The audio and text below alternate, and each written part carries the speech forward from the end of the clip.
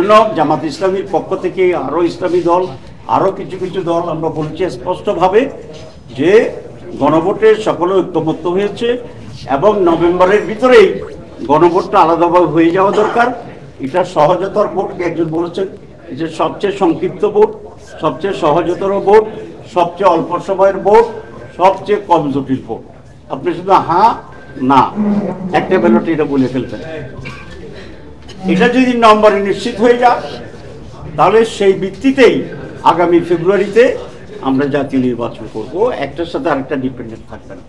এই জন্য আমাদের স্ট্যান্ডিং হচ্ছে গণভোট হবে, এ ব্যাপারে আমরা একমত, সকলে একমত, কিন্তু গণভোটটি নভেম্বরের শেষের দিকে যদি হওয়া যায়, কারণ আমাদের কাছে রেকর্ড আছে বাংলাদেশেই যে 19 দিনের ব্যবধানেও গণভোট হয়েছে, 1 মাসের ব্যবধানেও গণভোট হয়েছে।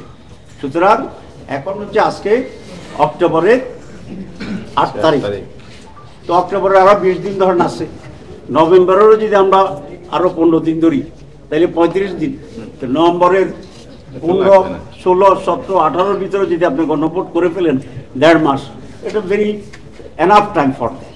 যদি নভেম্বরে গণভোটটা সেটেল হয়ে যায় তাহলে নির্বাচনের যে আমরা এতদিন কথা বলছি চার্টার এই সেই মিলে যায় একটা অনিশ্চয়তা ভাব, এটা যদি আমরা এখন ঐক্যমত্য এসে যাই তাহলে সেটাও কেটে যাবে।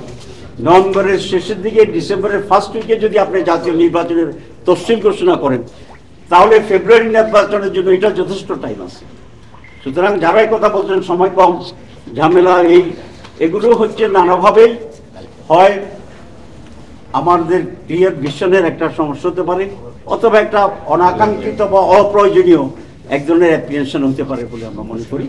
সেই জন্য জামাত ইসলামীর স্ট্যান্ডিং হচ্ছে পরিষ্কার যে ফেব্রুয়ারিতে জাতীয় নির্বাচন হবে এবং নভেম্বরের ভিতরেই জুলাই চার্টারের উপরে আমাদের গণভোট হবে এবং দেশ অত্যন্ত একটা স্থিরতা, দৃঢ়তা, স্থিতিশীলতা, নিশ্চয়তার মধ্যে দিয়েই স্বতঃস্ফূর্তভাবে জাতি একটা আশা করি 54 বছরের ভিতরে সবচেয়ে বেশি জন অংশগ্রহণমূলক আনন্দ উৎসের সাথে